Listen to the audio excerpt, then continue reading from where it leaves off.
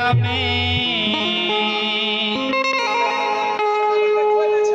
एक मोरी फूलावा सजने आई है गए मालिनता के डलिया में एक मोरी अरहुल फूल सजने आई है गए मालिनता सिकिया के डालिया में अरहुला फूलावा सा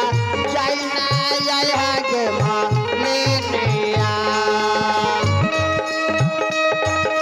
सजने आई है गए मालिना गए मर बोधने आई है गए माली जाइना यह के मालिना परा वधना यह के माले के डालिया में एक मोरी अरहुल फूल सजने